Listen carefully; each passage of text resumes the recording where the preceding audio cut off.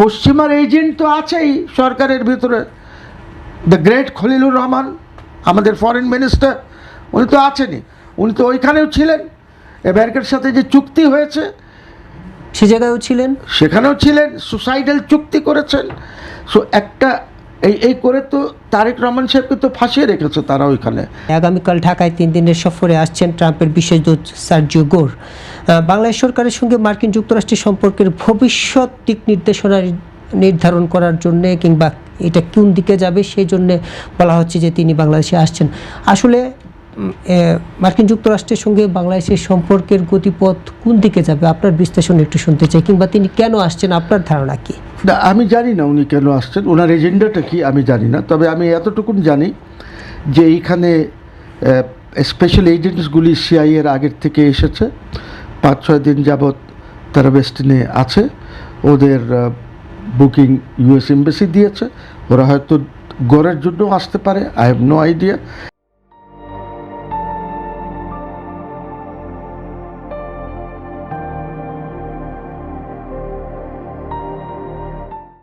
But যেহেতু ওদের একটা বিভিন্ন দেশে তারা চাপ সৃষ্টি করে তারা যে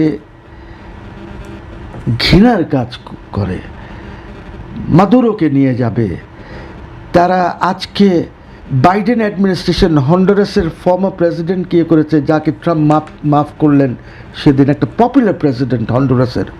এর আগেও তারা করেছে, হন্ডুরাসের প্রেসিডেন্টকে চলে যেতে হয়েছিল কস্টারিকা। ইউসি, তারা বিভিন্ন দেশে এইসব তারা ব্ল্যাকমেল করে আপনার যারা সরকার প্রধান বা এরা আছেন ওদের উপরে একটা প্রভাব সৃষ্টি করে। পাকিস্তানের ইমরান খান জাস্ট বলেছিল অ্যাবসলিউটলি নট, এর বেস চেয়েছিল, বলেছে অ্যাবসলিউটলি নট। এখন এই সরকার ওদেরকে কি দেবে কি দেবে না, শেখ হাসিনা ইলেকশন পলিটিক্স আরেক জিনিস, বাট ইন্টারন্যাশনাল অ্যাঙ্গেল শেখ হাসিনার বিরুদ্ধে যেটা ছিল সেটা হচ্ছে বিকজ তারা এইখানে আপনার বেস করতে চেয়েছে। এখনও এই প্ল্যান আছে ওদের। ওরা এইখানে একটা খ্রিস্টান রাষ্ট্র, আমাদের কিছু অংশ ইন্ডিয়ান, ওদের কিছু অংশ নিয়ে করতে চেয়েছিল। এগুলি আছে, এই যে করিডর তারা যে করতে চেয়েছিল, হ্যাঁ, এগুলি সব ওদেরই প্ল্যানিং, এটা ওদেরই প্ল্যানিং। সো এই কারণেই আমি বলছি এখন বাংলাদেশকে নিয়ে নতুন কি ভাবনা তাদের, আসলে কি ভাবনা। তারা সার্ভে করে গেছে। আমি চিটাগংয়ে ছিলাম, আমি সার্ভেশিপটা নিজের চোখে দেখেছি, আমি নিজে দেখেছি আর্মি কিভাবে ওদেরকে নিয়ে যাচ্ছে।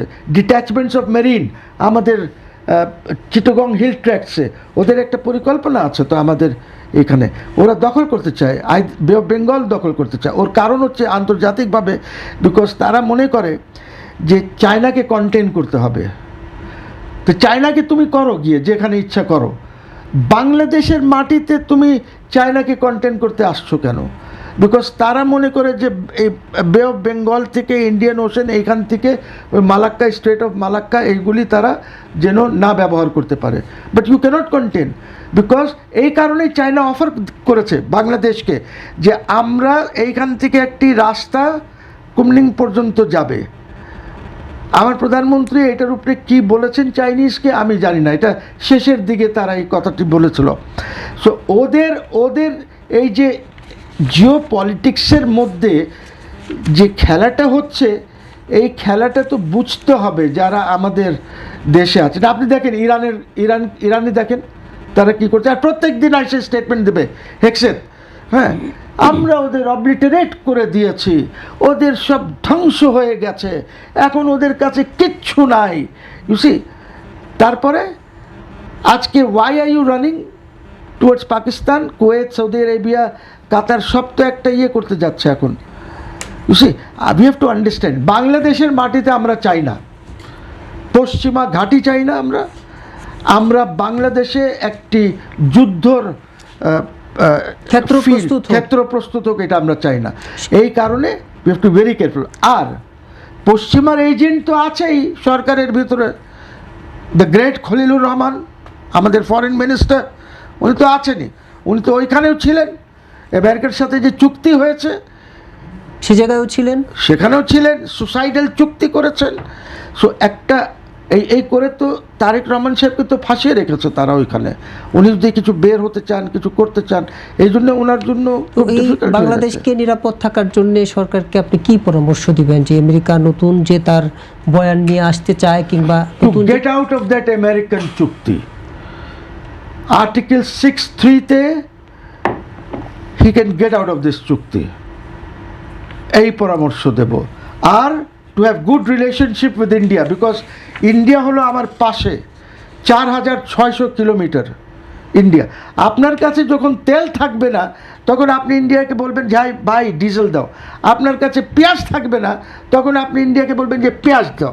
আপনাকে সো আপনি রিলেশনশিপটা, এই এনসিপি যেভাবে কথা বলে, হ্যাঁ, এইটা কি কোনো একটি ম্যাচিওরড কথা, একটি পলিটিক্যাল ইস্যু? অ্যান্ড পাটওয়ারিকে তো সাইট করেছে, ইন্ডিয়ান গুরুত্বপূর্ণ যারা আছে তারা তো বলেছে। আজকে আপনি দেখেন এই ইউনুস কত ক্ষতি করে গেছে। আপনার India had to put up 3 offensive garrisons. This 3 garrisons are not defensive গ্যারিসনস।